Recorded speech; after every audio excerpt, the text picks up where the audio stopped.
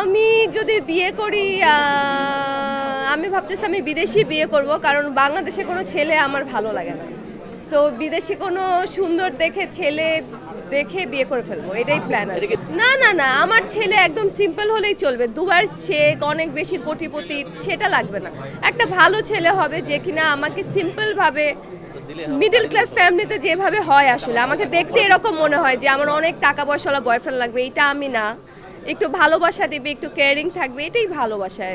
এরকম ছেলে পেলে আমি বিয়ে করে ফেলবো। আজকালকার সব ছেলেরাই 2 নাম্বার। মাসিক ইনকাম কত 10 লাখের মতো থাকলেই তো মনে হয় এনাফ।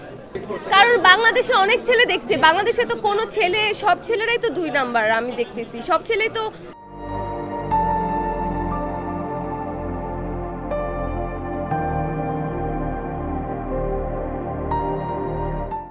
ধোকা দিয়ে দিয়ে একটা থাকতে আরেকজনের কাছে চলে যায়, আবার 2টা গার্লফ্রেন্ড রেখে আরেকটা নেয়, একটা সাথে রিলেশনশিপ থাকা সত্ত্বেও আরেকটা মেয়েকে ভালো লেগে যায়। বাংলাদেশের সব ছেলেরা তো এরকম, বিদেশি ছেলেরা এরকম হয় না।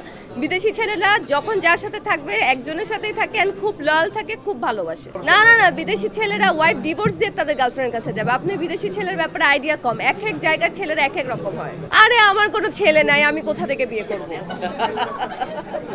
কারণ কোনো ছেলেই তো পাই না, আমি বিয়ে করবো কোথা থেকে? একটা ছেলে তো দরকার।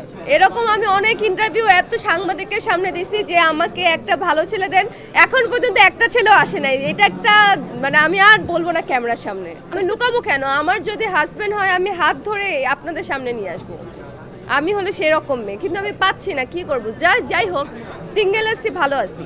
না না, আমাকে কেউ গিফট দেওয়ার কেউ নাই, আমাকে কেউ গিফট দেয় না। আমি যা কিনি সব আমার নিজের টাকায় চেষ্টা করি ছোট ছোট করে। আমার আসলে আমার শখ আসলে খুব ব্র্যান্ডের, মানে ব্র্যান্ডের উপর আমার একটু ঝোঁক আছে। সো একটু ব্র্যান্ডের জিনিসপত্র কেনার চেষ্টা করি, যে একটু কিছু কাজ করে টাকা জমাই চেষ্টা করি যে একটা ঘড়ি কেনার বা ভালো একটা ড্রেস কেনার। যার যেটা শখ আসলে, এটা আমার শখ। আমার ইচ্ছা আছে আসলে, আমি যেহেতু স্কিন এগুলোর উপর খুব বেশি আমি কিউরিয়াস, তো আমার ইচ্ছা আছে একটা অ্যাস্থেটিক ক্লিনিক দেওয়ার।